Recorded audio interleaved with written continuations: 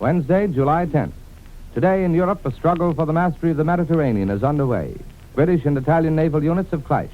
The British say the Italians steamed away under a smokescreen and that their fleet took up pursuit.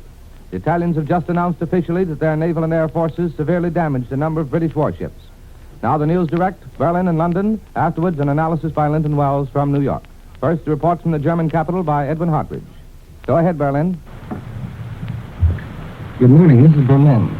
Count Halicki, the Prime Minister of Hungary, and Count Czecki, the Foreign Affairs Minister, are to meet with Herr Hitler and Foreign Affairs Minister von Ribbentrop today at Munich.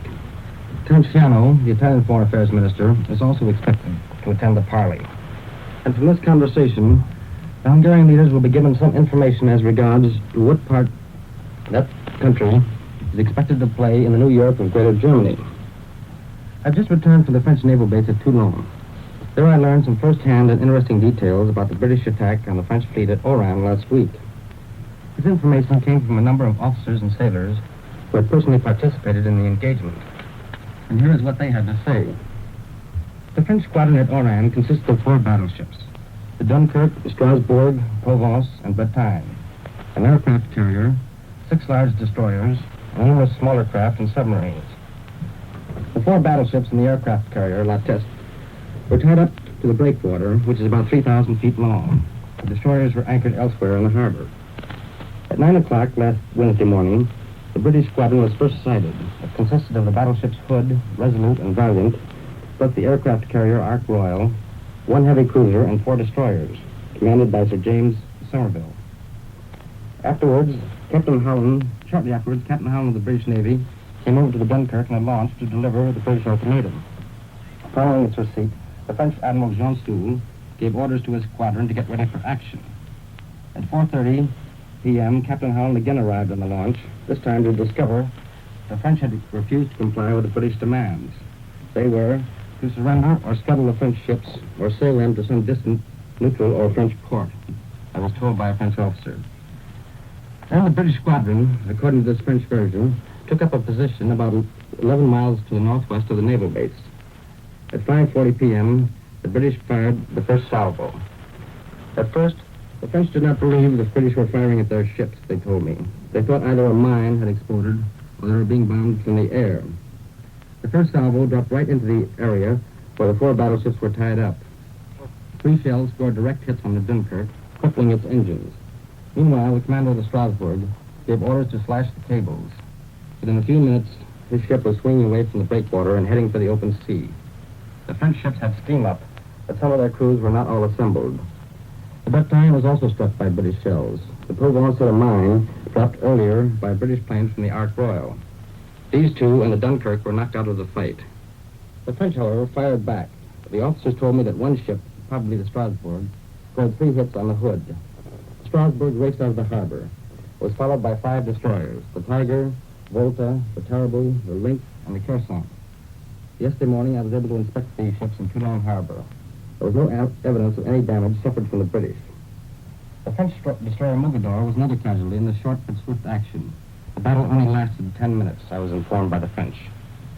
The remainder of the French squadron started for Toulon, which they reached Thursday night. To their surprise, the British did not follow them. However, at 8:30 p.m., a squadron of British planes attempted to bomb and torpedo the Strasbourg, but without success. Then again that evening, and on Saturday, British planes attacked the Dunkirk at Oran. It was hit by a torpedo and is now almost beyond repair, I was told. According to the French officers, 1,000 men were killed on the Dunkirk on the first and subsequent attacks. Approximately another 200 men of the French squadron were killed in action, while another 200 were wounded. With noticeable bitterness, the officers and men at Toulon spoke of the last British plane attack on the wreck of the Dunkirk, when the remainder of the crew on deck at the time was a machine gun from the air. Incidentally, the harbor defenses at Oran had been dismantled, and thus the British were able to get away without any serious counterfire from the coastal batteries. The British lost 1 submarine sunk by the destroyer Kherson in action, while the French lost 3 battleships and 1 destroyer. And after a brief return to normal peacetime conditions following the armistice, Toulon is again blacked out at night. The ships in the harbor are ready for action, I was assured by an officer. This is Edwin Hartridge. I return you now to Columbia in New York. This is New York, and Columbia's shortwave listening station has picked up a British radio news report that General Antonescu, the Romanian Iron Guard leader, has been arrested for trying to reconstitute the organization against King Carol's orders. But the report originating in Bucharest is said by the British radio to be unconfirmed. Now the news from the British capital, reported by Alan Eklund. Go ahead, London. This is London. Raiding units of the German Air Force are already over this country this morning. They are sprinkling coastal areas with bombs of all kinds in attempts to find military objectives. At one town in southwest England a few hours ago, incendiary and high explosive bombs were dropped and are reported to have done very considerable damage to the residential section. The report says it is feared that there have been many casualties. 2 of this morning's raiders are said to have been shot down, and 9 German machines are now reported to have been brought down yesterday.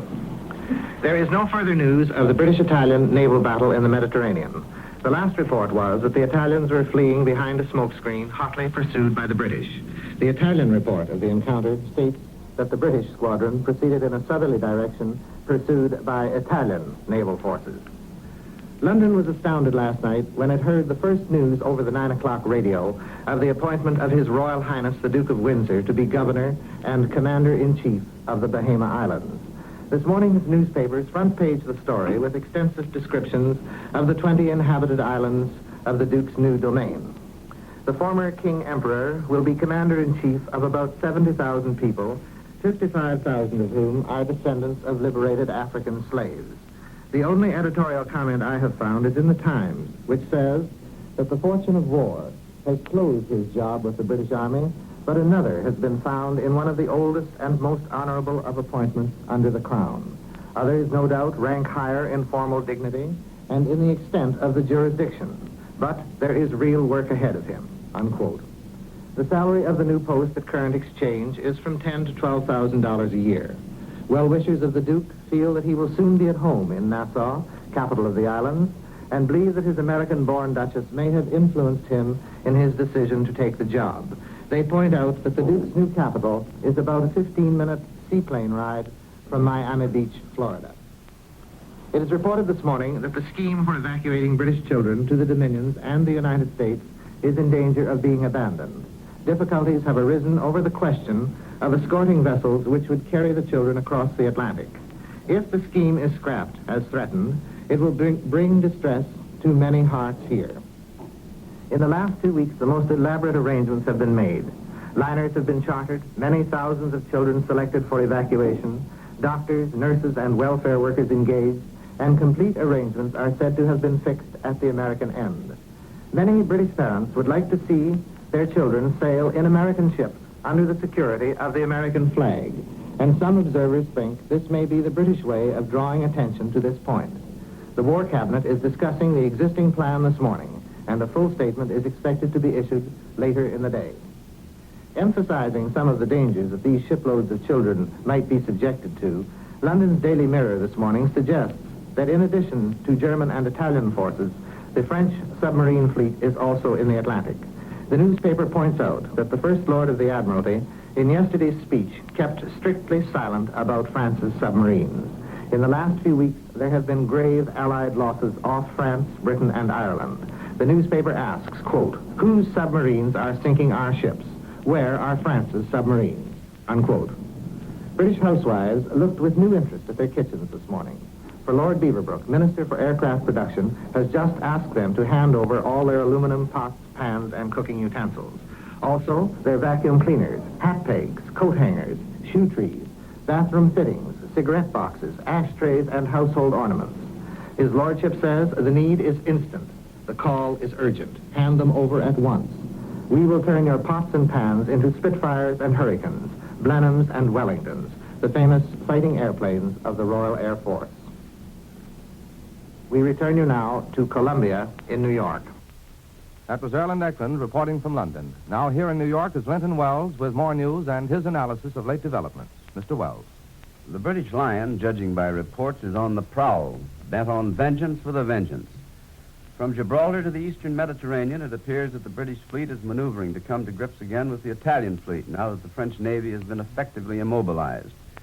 As Erland Eklund told us from London this morning, the British Admiralty says that the British squadron based on Alexandria clashed with Italian units, which laid down a smokescreen and fled after one Italian battleship was hit. Rome admits the loss of a destroyer, but says that Italian naval and air force units drove off this squadron after a 6.5-hour battle, during which a number of British ships were badly damaged, and adds that Italian planes are being massed for a big-scale attack on the British fleet. However, reports from other sources would seem to indicate that English units from east, west, and south are now converging on an area east of the British Mediterranean island of Malta, off the southern tip of Italy, and that a great engagement between the two fleets is imminent. If so, then it may well be one of the decisive battles of the war, because mastery of the Mediterranean is certainly the aim of both opponents. The Third Republic, war-born grandchild of the French Revolution and last champion in continental Europe of liberty, equality, and fraternity, will die today at Vichy, France. Germany, responsible for the Third Republic's birth almost 70 years ago, is now the instrument of its death.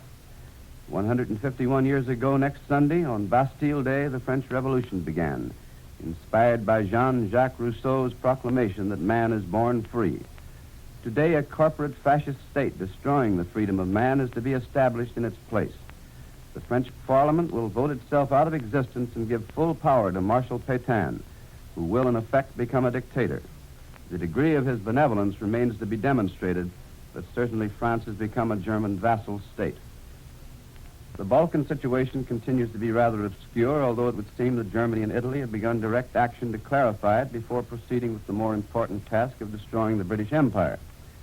As Mr. Edwin Hartridge told us from Berlin this morning, Hitler, Ribbentrop, and Ciano are at Munich to hold a surprise meeting with Hungarian delegates who undoubtedly are hoping to gain full access support of Hungary's claims to Romanian territory in Transylvania. Many observers believe that Hitler will tell the Hungarians to go home and be quiet, pending the end of hostilities, when the victors will give loyal supporters a small share in the spoils. The Romanians are still threatening to fight before yielding to Hungarian and Bulgarian demands, and the probability is that the Germans and Italians don't want to take any action on having a full-fledged war on their hands in the Balkans, thus jeopardizing sources of essential German war supplies. So Hungary probably is to be muzzled temporarily.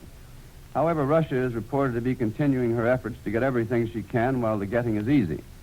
The Kremlin is understood to have demanded from Turkey joint control of the Dardanelles, which would protect Russia from future naval attacks from the Mediterranean area.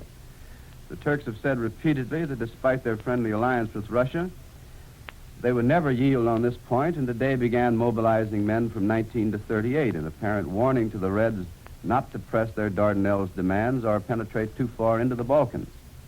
The Far Eastern situation is no less tense than that in Europe. From Tokyo comes reports that the Japanese War Minister, General Hatta, has decided to urge the cabinet to strengthen its ties with Germany and Italy and to withdraw from the government if this policy is not followed. That, of course, would mean a cabinet collapse. If this plan is carried out, it would seem to presage Japanese action to implement Foreign Minister Arita's recent enunciation of a Japanese Monroe Doctrine for the Orient and a warning to the United States not to interfere. And in Shanghai, Japanese extremists are threatening to disarm American Marines unless they apologize for arresting 16 Japanese gendarmes 2 days ago. Such drastic action is not likely to be taken, but such talk would seem to indicate that Japan is endeavoring to build up an excuse to move against the United States as well as the French, British, and Dutch and force them out of the Far Eastern picture. And from Mexico City comes unofficial returns in Sunday's presidential election, giving General Camacho, the government party candidate, a 3-1 majority over General Almazan. And with this analysis from New York, we conclude this morning's report of European developments. We heard from Berlin and from London. This is the Columbia Broadcasting System.